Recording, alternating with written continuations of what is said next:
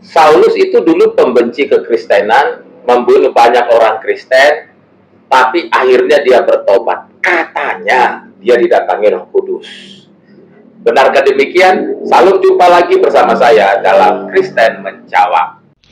Pertanyaan saya sekarang kepada Cici, saya mewakili penonton, supaya bisa mengedukasi. Boleh ya, dong? Boleh. Maksudnya kita untuk melihat sejarah siapa gitu kan? Iya. Masa sejarah nggak boleh dikaji kan? Iya, gitu. Harus jadi, dong. Penonton bisa mendapatkan informasi tambahan yang bermanfaat tentang siapa itu Paulus. Cici. Paulus itu adalah nama baru dari Saulus.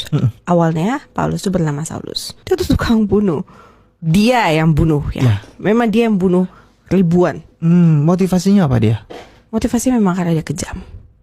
Sifat dasarnya memang karena Saul sendiri ada memang orang yang kejam, orang yang merasa dirinya Tuhan, orang yang memang sangat tegar teguh dengan pendiriannya dia, dan dia sangat membenci Kristen. Harus kita tekankan ya. Dia adalah pembenci Kristen. Itu kenapa dia membunuh semuanya.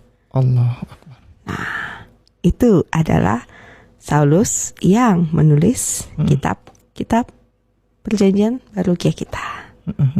Oke. Nah, kenapa dia bisa menjadi Paulus? Singkat ceritanya dia menjadi Paulus, katanya dia didatangi oleh Roh Kudus, dan dia tiba-tiba merasa dia harus bertobat. Kalau kita mendengarkan percakapan teman-teman tadi dalam potongan video tadi, dikatakan mereka akan mengedukasi penonton, begitu ya.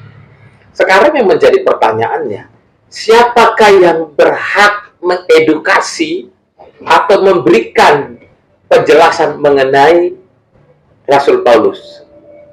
Pastilah orang Kristen. Karena kalau orang Kristen yang memberikan penjelasan pasti benar. Kalau bukan orang Kristen, bisa-bisa itu tidak tepat. Seperti yang dikatakan tadi bahwa katanya bahwa Rasul Paulus itu dia kemudian bertobat katanya karena bertemu dengan Roh Kudus. Loh, ini sumbernya dari mana? Faktanya dari mana? Sebenarnya yang bertemu dengan Paulus itu siapa? Mari kita lihat Alkitab kita dalam Kisah Rasul 9 dimulai ayat 3. Dalam perjalanannya ke Damsyik, ketika ia sudah dekat kota itu, tiba-tiba cahaya memancar dari langit sekeliling dia. Ia rebah ke tanah dan mendengar suara yang berkata kepadanya, "Saulus, Saulus, mengapa engkau menganiaya aku?" Jawab Saulus, "Siapakah engkau, Tuhan?" Katanya, "Akulah Yesus yang kau aniaya itu." Jadi Rasul Paulus itu yang sebelumnya bernama Paulus, dia itu dalam perjalanannya ke Damsyik itu bertemu dengan Yesus, bukan Roh Kudus. Sumbernya dari mana? Itulah sebabnya yang berhak memberikan penjelasan atau yang berhak memberikan edukasi tentang kekristenan itu adalah orang Kristen yang tahu tentang kekristenan dengan baik.